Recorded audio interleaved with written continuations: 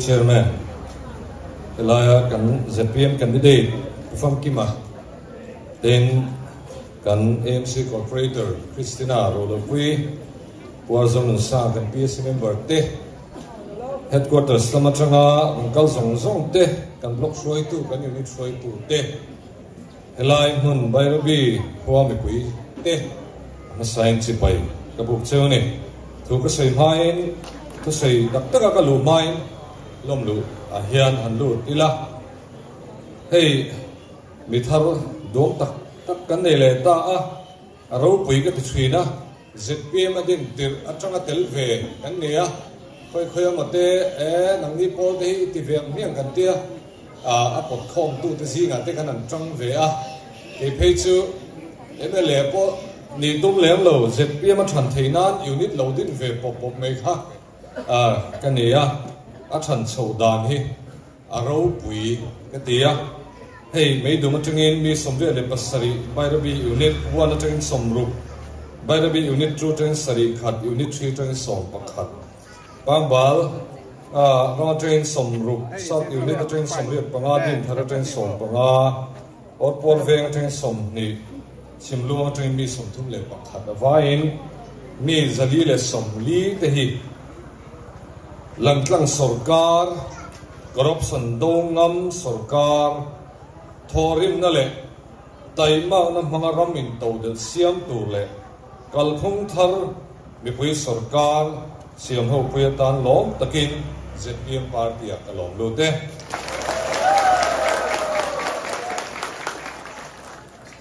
Vena hiyan, to say tur kanay tamviyawa, dakarchan vevel hun kain pea, abak chu. Thì chun trong po ka tum to lem lo nga ka top chin hi ka top chin to tura ka nga ya tam tak ro chu ka rein buat sai ani Bayrabi hi kum sang ni som ni a lockdown live ver shipui kan ton tak lai khan thì kan rom kal ve a ta chuan thì hey ko chung te chu dang lam te chiam lem lo ama ro chu akal kong hi lo dang lam le to khop ma kan ron su thla bok lok chu ni le to a hết thì em cũng chia cái này chân thì ngày tuổi chia là ngay cái này chỉ đi ăn tên thiếm lẩu con này lẩu ăn thiếm em mà này anh vang nghe har san cái này rèn chuan đầm đồi tì rèn nó tụt gần sông thủy na cái này là rèn tì rèn nó tụt gần sông thủy na tu na hay mi pui te gần na hay lại biếng mi pui te gần na mi zora mi pui te gần na tu na po truck nei tu te li thei khal tu te tiang khang association ho khan kal to ri lo ni mai sela tin thu thu nan siam ani kan na ani ama ro chu kan na rualan na ve lo an om hi a siom thu ani kan na rualan na ve thei ram shroi tu kan nei hun na chon kong cha kan nei to kan har sanamin sia thiam puya kan na te chok dam ani na ta na dam doi ngai to tu te kan nei to nga ya kan sarkar nei to te kan sei thin kong chatak tak min pe lo thil dam tak min pe amaro chu state dang nen kan ngai to state dang nen kan khai khina state dang nen khai khin na hen kong chate na hen LEADS ti zirna omani logistic is across different states ti nia India ra kong en kol tu lian berina asiam ani chuta chon sang ni som ni pania report khalo en ro India ram pumpuya kong nei cheber chu mizoram kan ni sang ni som ni pathum kum ti ra hen aron ti chuak le chu ai ria te ti aron ti le notice a hen kan kong a chele ber eng wange ti kan nei tu ngai suman dum tlem em ni en sinang o PWD hi kan chief minister chanania kum sang ni som pakwa som ni an sarkar tira tanga PWD na sum an don bel tiang budget awma budget a vai bel chi an noi chu ti sa chu noi sing ko le ti hi kan hang don kumina kan thok do ne an tia ama ro chu atak ta kan don te chu anoi hlir an noi chuang te lo ni le a siang chona ron pum le thur thur si ni department a ain vul vak vaka enga ti ge chuan lam kan sim le ta kum sang ni so ko som ne changa a sang ni so ko kum ti ra changa tun kan budget thar ber ti la sang ni som ni pani som ni pathum March sang ni som ni pathum kheng hian PWD na an don bela chu atong kam takin han ti vela anwai hli mai noi sing khat anwai sa anwai khat sing ruk sang khat zasari somsari pathumani anwai bin cheptai la noi khat sing ruk sang khat zasari somsari pathum hi budget pa ka adon bel ani budget adon chu kan la da thathe ai pek bel chewa ega tige kong cha kan nei the silo na tige mi pui kan nak si central road fund tioma central la changa kong en kolna ta na central sarkar lai puina poisa ni ram pe kan ya atlam puin kum khata noi sang ni te budget da ani chui chuda chuan central la kan dong tlem ta em ni te po ti the kan kong che mai tiang em kan har sa sia noi sang riat zanga chuange kan don bel le thung si khoyang e chuan lam om na chu restricted tender a hian ani tu te manin vula tu man phei chu dong tam thei bi khop maya mi zo mi nga nei lo leng hala a phena tu nge om ti mi pui te kan thria tangai toin ka fia a phena tu man chu om lo sel chu het ti za ta tam hi nam party ti han pe lo reng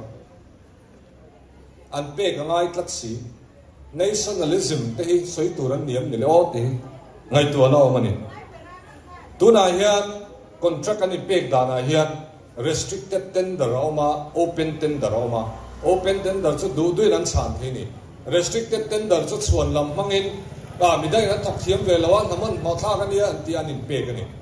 kumin kum ti ra khan se sona ka zona chan na chon mani lok pa na ron chu ka tender an ti chua zong za te hi zan hi le som li vel nin ka fia a chiang chi to lo kumin kum ti chon zan hi som paru ka ni chuta chuan tender restricted tender lo hi lo chang ve ru le a du na chan the an ti hi som hi vel chawom a bak zong hi tu te moni an in sem zawa tu te moni chanan ne ya ta tho that ngai na om nei ne tu na hen first class contractor second class third class contractor te hian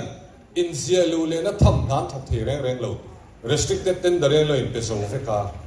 ti ngai nam shelo department chuan in registration hi ti ange nyang kat pot se an tia a shana in zia lu belangai to lo in zia lu belangai se la chu na tho turan nei lo restricted tender in peso fe ka contractor ho an nu oi lo lau ve le sia an pot se remote an registration hi chu tiang chuan kan kong siam hi kan ram chung ma son hi so sam me ka ni chung te ho chu kan vote ling le do nem ti hi kan ngai to na sela ka ti khop mai adot le chuan hey ZPM te chuan min soi sel tiam thina ti hin oma cheve kangin min soya ti te noma ani shan lo mi pui te thu dik kan thu zo mani mi pui te thu dik kan sia da tengin an fi waranga thu tho na dik kan sia ma cho ZPM ten kan tu mani em tiếng tỷ chuan ang tiếng công chuyên siam chuan ang tỷ chuan na lo le soi sel le kan ni lo akka ati dan kan suya ni hey tu na hian petrol kan la ka piang hian kan chia choi hi za som hi panga ni ni o kan petrol mana hian petrol mana train za som hi pangan bel le chu avai in cheng za don kan pe ni tu na hian diesel train za som pali le chan ve chia kan pe a tu na hian som le ti vel ning ka fe som kwa ani trek to mai thei chung vel chu ni a kan chia pe ka hi road infrastructure fund a then da ila enge kan ko that lo bi gang le state dang chuan an ti lo Nagaland tia Andhra Pradesh in tia state dang ram dang apon tia an chia choi tang hian sumbom puya avai lu ta du du mang lo hian kong siam na tan mi pui te hian kan chia choi mang hian tha kan tho ve the ni chu teng song chon kal phum mangin kan in siam tha theya petrol kan le piang in liter khada hian cheng som cheng nga do nei a za panga te lo pe ve ro se ti tai len tin nan cheng nga don kha kong siam na liter khat zela ka tho ni ti siat na nen chuan PWD kong ron siam sela ka poisa del ti kan se ran tawng chu ta tak chon mi pui kan cheu le zo lang helai tu te mo in salien deu deu mo helai a PWD lama in nam noi mo a minister te mo a contractor te na mo enge mo thil deu hleka a kan thria ta chuan mi pui te hi kan chi chok fatang chu chu kal phung thar kal phung tu chu ni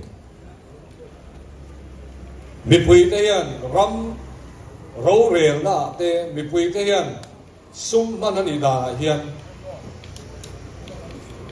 thu kan nei thenan ZPM chuan ma la don ti kan sei dal lu a Singapore han kal ro kovela ram 5 ver ti sei chuan Singapore te hi Norway ti te khateng khan chu sang sang ron lang thui Japan kimi Tokyo te ki kovela chuan a khopui fiber bolan sei ni chuwa de chuan an sin te u helaya mi ho thu kan sei ni lo sela kalpong laya chilan sa do phut kor si du du na la han zum tamai du du na laya thil e na por pai tamai maya kha chung huna chon Singapore te Tokyo te Norway Oslo te ma chung ade chon han suai ula airport an thlen rual rual in an dang lam hala airport sira han kil sira han an zum lo to pang ane na kor kha kopuya kalkonga an pai lo to pang acha chu kalphung ne na kalphung tha ne na an kala an ken ko that wang ani ZPM hen kalphung tha kalphung thar nen kan kalchon mi pui te a za za chon kan fel thei lawang machine kan ni miaw ani ama ro chu mi pui te a tam ber a tam tak hit tiang kalphung thai kan kalam kan fel duwa kan tha duwa kan chu mi bang chuan ke mani le ke mani kan in tau del chho thea ke mani kan in enkol chho thea har sana tam tak kan nei su ki ni na chu kalphung tharina tum chu ni tuna thi chuan restricted tender kan ti dana te hian en ton tlak ani na aim en ton tlak lo ani nei kan hutama mi pui te hian suai tu te kan en ton thin suai tu te kan lal sual om reng chon mi pui te pon sual an ti thin tuna hen kan suai tu te nge min la nge te men kalpui khoilam pang nge min hoi pui ti hi mi pui te kan en chua pa mania department pakhadan sei chu an ho tu pakhatin hei chu minister chan tu ra tia poisa thaman ti anau te chuan khapa khan minister apek pokarin lo minister apekim lo mai thei chuan lam khan nei tat mai ni amaro chu chuan lam ane na kara khan enge mo kha tel ve ga ti na nau te na ding le ho chu kan kalphung ane tu na hian he kalphung atang hian kan kal son na ngai kalphung thara kan kalangai ni hey kalphung tham noya chuan system ka soyang han kal revenue department ate in kal to in karing ram en dik ngai en that ngai azi fel ngai enge mo lo oma thathum thali nga te ngai mania kan sum dai lut tuk mai ka se chukum hian ha kan ra tha khop mai kalphung thara chuan mi puin en tiga nge he mi te din nei lu tien se thenga en tiga nge order ti chua ti hi ta tu mat la zep thei to lawang tu te mo chuan kar kha chuin an le lan thei thina hei he poi ani chung chuan midang din ve tu kha anek chep chho zela kan in ne kau to faka kan hun he thleng har ani langtlang takin tu te nge deal tu te nge order ron chuak tu te report nge ron chuak ti hi langtlang takin ke ni chuan kan tingam chu langtlang sarkar mi pui sarkar ani na chu an shelo ni lawa kan sarkar nei to te yan an ti du lawa ni tu te motlak ze na tu ra dan hen mun nan tian thina mun an siam thina chu ke ni chon dik lo kan tia kan do ngamani ti kha an sei le du ani lam tlang sarkar kan soi tapoka china khan ya Christina khan ron soya MLA te hian ma kan lavea chuta chuan avai vain ti har emai I don't know to be like hian a project ang dewin pilot project ang dewin itiang miang an tia I don't know to hian MLA fan na chuwa rengin nge recommendation ni kan siam thei chapa MLA te hian sanction chu DC ten min sanction saka kan recommendation letter heta hian na ka thok duwe kan tia hi bial su mi pui te kan an se zat zatani ven tina local development committee kan dina ZPM page kan manifesto kan ne ni local development committee chuan local council member an telvek helai kan VC ang hi YMA ayo pani MHCP ayo pani MUP ayo pani party ayo pakhat theu unit nei hoin anon ti chuaka ven chung paron pani kan telle a chu me da chon MLA fan hi kuminatan intinge kan panang ti kan rel ho thina atam deu chuan atam le MLA fan chu tam lo emai atir panga hi khoi tu mang o tin kan rel ho thina ke ke chera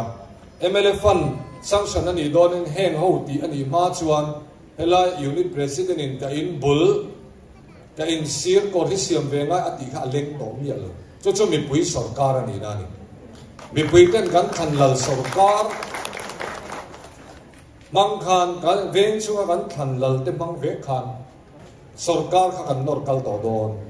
WhatsApp group kan siama local development committee group recommendation siama ni zo vele lekha ka pek chuama hian group ka post phota chu chon ka petri na ni lam tlang takin kal kan nama MLA fana kan na tho te poi endik kan chawa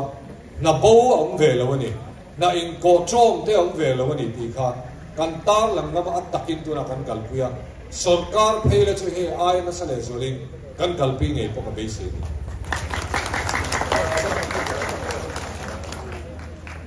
Mizoram Right to Public Service Act sang hi somle panga hi oma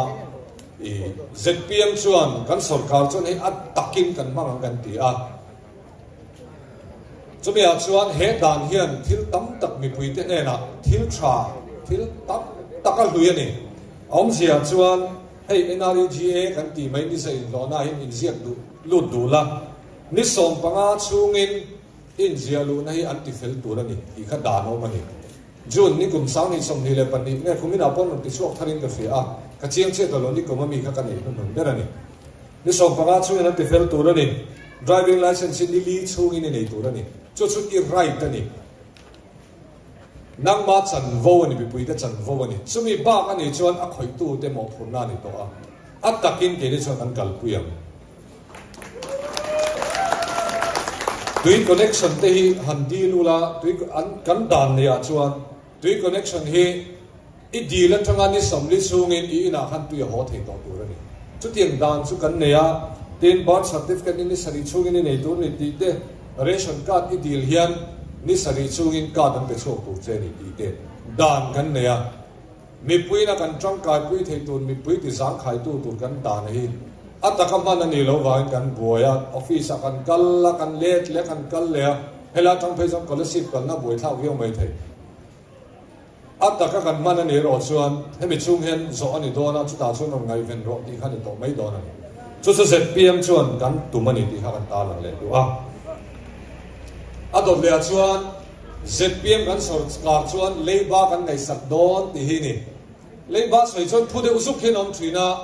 a boi tha khop mai a kumin kum tir khan MLA te finance chung changa training kan suk nei le a la chuan MLA chi sang sang kan kala kan tam lem lowa MLA te ne kan an thua anan ti chuak ta le leibanga berate Mizoram pakhatna kan noman hoi tang su maya tinge ni thean tia o headline kan in sianga kan in soya tu monina kan leiba kan nei tlem berati ang khan helam ho chuan an ti vel hei nem kan in tia so mi dang ina an te na ni helai che in soi fel tum nan in soi that tum nan leiba kan nga lo an tia heng ho hian an soi na chan chu lo nan la ngai lo wang ania unau poisa ten kol wang te ko nia nga lo la ngai lo na ka ni ye ni ho mi har sa ho mi re thei chon lon la in kan sak te ngai sum do na kan kal pui te ngai lon kan lak don chuan engzan ngei tho chuak ti hi bank in ring zone leibar eng reng hi tho chuan ne na khai khin phot angai chumi selo der chuan tuna kan sarkar froi tu te han kan chief minister president leibai percentage in a sei lei theilowa assembly a chan lo theiloin start questioning ka zo daram sei ta nal mai sia siam chuan a hre ve ni mo ka tia ve ti khan lana ema ei pai ni ro se an tia an thian pati pian on sei so tira tun khemin a lakhele dul hei nem ka mani lokan pia ra po leiba de percentage lo bokin anon ti le a sia chu lo hre ve renga an hre lo der lui chu lo ni ome muil kai thoi chun har viaw niang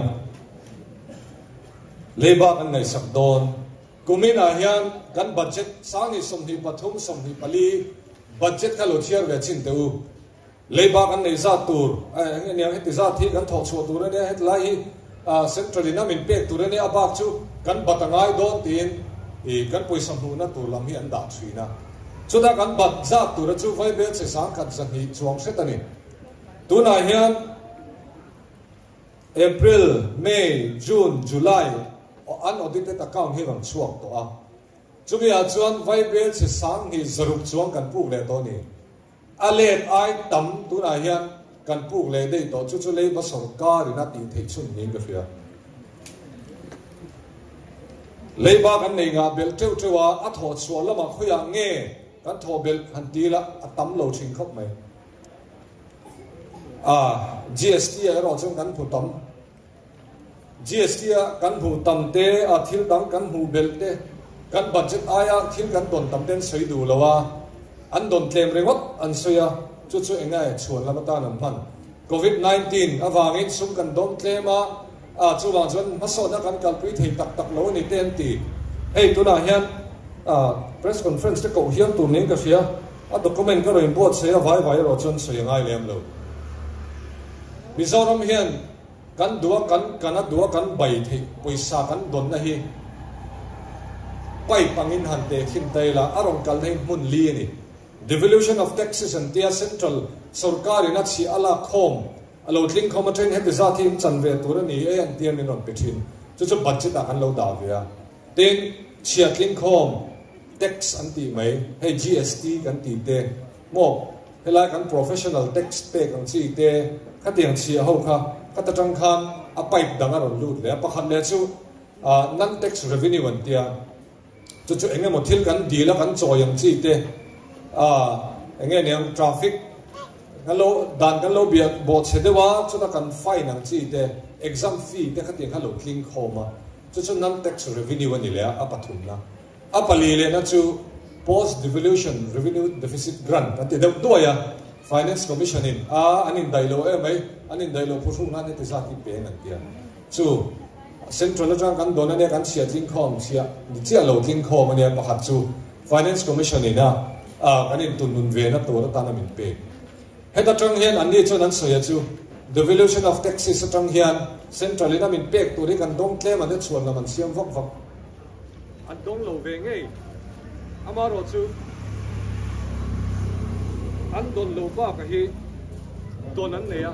chi atang ten kan don bel cheu chewa ati thei tho ka ring tho zirti tu kan nia thei to pari ga na wa ge central kan don hi alo heu dewani pon chia kan don hi tam lo tu kumli chungin an sarkar to kumli chung khan vai be che zali chung kan don belani was devolution revenue deficit grant apo vai be che hello kan sei not le ro tang chinami kha covid 19 suan lam mangin mi pui tia anin ti khong ai thla ka sum kan dong claim an tia athena chon an dong claim ngai mai pipe then khada chon ron ho claim dewa pipe then khada ro chuan ron ho turang ti budget an da kha kumina chu ti za chu ron ho don vai bel che enge niang zanga vela ron ho don em tia khan vai bel che zaruk te kan dong de ya apai dangaron lu belakan soile dulo hela atlem chau khan so chu wang chon mi pui te anin ti khong ai thla ka chuan lam an siama covid 19 hi chuan lam atan man tlak ani love ti kan sui chin chu ni an chuan lam tu dikta ke ro chu poisai kan mang thiam lo em me ron lu ta piang hi contract in sem zo kan tuma so kan na thok lo te atan te kan lo da thatok lo wa gp turatan te pension sumatan te kan lo da thatok lo chuwa chuan lo kan pe thale thei lo contract sumpo kan lo pe tam le lu tu ka contract te kan labat chuwa chu ba ka chuan pension sum te kan pe le thei lo chu ta kan thiam lo wang chuan sum har san nai omani ti se adik chi chu chuan lam dik zo kan covid 19 hi chuan lam tan lo hang to lo turin kan sarkar hi ka du khop mai document nen kan ne ya me pui te bum mai mai theile me pui te man la ya atia han soya tu te na mo an sia to lo wang kha kan ni lem lo malai chan social media pom lem lo tu la ya chan social media oma kum som kalta an thu soya kha me thum he li le ka kan me chok vek thei to hei hi lo sia se ka du khop mai thalai tam tak thil chui pe thil sut pe thil ngai ven pe an tama chung ho chuan an thu soi hin akina hian an thu soya hian an la charge le dang an la zot le don ti kha ka soi du a covid 19 hi chuan lam siam lovin sum kan en kol thiam lo ema asum en kol tu ber hen ka ngai ven lo ema ka ngai sak lo ema kan har sa ni ti hi chuan lam tang lo ta lo hang to se ka du kop mai hey kan campaign na a candidate ber te pon chang len lo tia zpm le BJP dan thok ho don an tia tu te man lo soya party pakhat president phation athu soi pia mena tel ta mo ti tur ania zpm le BJP te kan thok ho don lo wani lok khan executive committee kan neya athu rual athu ber ta pon ni chu committee chuan BJP hi thok pui ni su sela kan thok pui tur ani lo te to thu na siama chu su tu ma na ti dang lam thei lo kan leader ko na ti dang lam thei lo wa kan president ko na ti dang lam thei lo wa tu e mo ne party dang president na min dem be tlat atum wang ko he kan thok pui don chong lo ti ka sei du tu na hian tu te mo chuan Mizoram Secular Alliance ti kha an lo dina ruk te na lo in dina zpm ten tel ve du lo min ti de ya an din don pon min sil chuang lo wa eta offside te min da tum khan mo aloi din kwal vela chuta jon tu te nge om congress te eti kumange sani som niam ni BJP an thopui kha an president phechuron thinrim viaw ni kha chimlama tu te nge BJP thopui tu congress kami secular alliance kha tu te nge lo intive NP la intive tu te mo alain ham tang sam chung ho chuan miron beilet ve a ANC han tu te nge thopui tu BJP thopui tu ZNP chung ho chuan BJP kan thopui don lo ZPM aron lu du lo ti min be a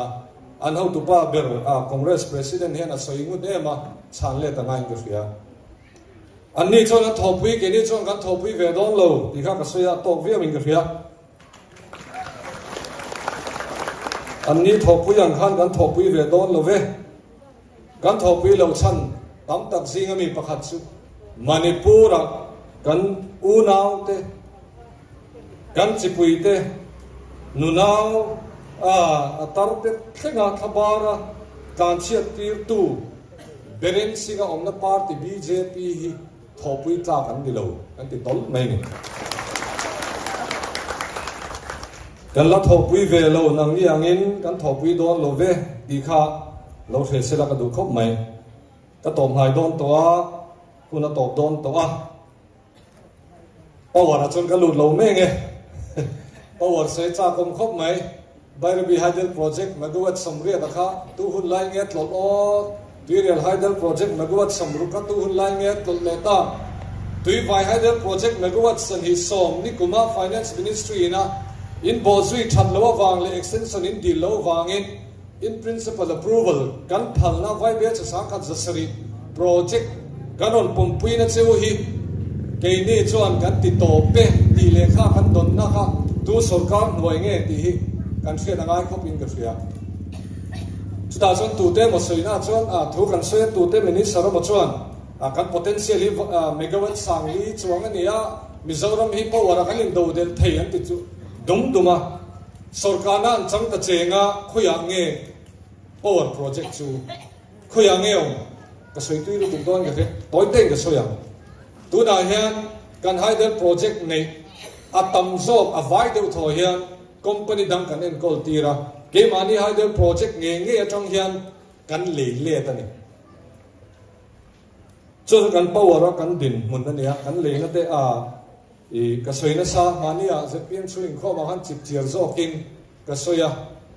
put thena kha ka ngai vong vong thin ani kha lat sarkar rei sela chu ti hi ril ruwa alang thina kanin to de tong mole tu na po hian tu mo chu lo sarkar zok sela chu megawatt sum zan hi som kanin to de thei kan mo ba kan nei thei nei chu ngai ven ani de wang mole ti hi ka ril rom thi ZPM kan sarkar chun power kan ngai to don kan ngai ven don power project tha kan nei don ti hi ka sei tel du ani mi puiten tu te sarkar ma hichu kan thang king te a neutral voter tam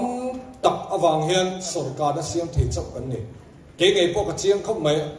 party vote hichu a poi mo lu tu a chang kai lu tu amaro chu lal min pe thei tu tak tak chu neutral ten ni kan an lal tar chenga party mi te ndu sakna sarkar kan in siam le kumngan ruwa mami kha chu kan lai yai deuh sia tin ama khan mong sat takin kan pai thatowa tuna mi hi ila tile sam samang kan tia kan an thlang king le sam sama kumna dang an sarkar le kum som bor an sarkar me chu kan ning le kan sang khama adang anom lo mami bokha mi pau chon kan se thiaming in garing thom na ba zinga fight thin chwa leng deuh kha nia boi tha thin khop mai kan an thang king le te mi pui kan room le tu na chuan ZPM kan onom ta ZPM chuan kan dang lam ngam don mi pui sarkar kan siam don kal phung thar kan ti don kan lang tlang ngam don kan tia corruption kan do ngam don kan tia kan ruala ota mi pui te base na kan siam ta ni so base na chu mi pui te vote kan chan ti ra nga ya kan chan ruala ngai thalai te phe chu YouTube patan nu le pa te poni YouTube patangin zin so mia loin ram danga kan vazina internet mangin chuda chon kanin khai khina chu kanin khai khin na chang chon kan din mun kan chiang to dona kan din mun atang hian suwa kan dua helai party bi mai ni lo kan pui thiam ten out suwa kan zai thiam ten on out suwa kan thu sai thiam ten on out suwa ka ti khan aram ve tam takan on out suwa ka so me tar an be sei na chu ZPM hi ni kan leader ku doman thorim na rahma ram siam na tum na hian amma hi kan ring to ka tholai tam takan on pen suwa ka kan zui ngama Mizoram tan kan tu le fa te tan achunga hian rin na kan ngat ngama be sei na kan nei ni ti ka sei le du ani so be sei na chon min ti chaka taimalo thei lovin min siama pathian zara zom tu te ngai ven tu kan nga kan in hlum lian ve tol tola ZPM atira mi nui zat mi min fiam khatuna chuan news an enula MNF pai thei ber chu ZPM ten ni sarkar thei tura mi ten an da opinion poll upon da sen sam ber chu ZPM ten ni ti in an soi to hei achan chu ZPM chuan taima na kan zuara thorim na kan zuara kalphung thar kan zuara ti tak set na nen kan thil zor hi kan zuya ataka thlen thei tu ten atakin kan thlen tira siang chuan kan beya chu chu mi ten aron muwa mi ten zui tla kan ngaya tu ni kan thleng ta ani hei helai kan candidate tur pufam ki ma he in na ruala na ve thin mi har sa te lo dong kam to thin tu ania ram na ve thu hi che kan se chang chi a kan in kom na ve la po ram chung chang kan sei na sa thri ela ya po a soi ngun to eng garing angai na sia contract den lo thok to ram kal phung tam tak an su to ang dik lo do tu ra hoi set tak a pen suak ngam ani kan pa ti chu nga po hian nasa takin alo lan tir ve to thina enge mo har san na te mo enge fu lo de o ma sia da chuan ning lom form vata hei chu do ngam ne sela hei chu i chang tlang ang miang hei chu ni lo sela o tin aron soi thina stiang chuan hoi set takin kan meeting na te poron ding sok thi chu te mi chu headline hian di ZPM in kan on zuara helaya bayrabi mi puite a kolasip constituency mi puite hian khongai taka involve lutak manga lo chan pui turin ka ngen vek a cheu ka lo me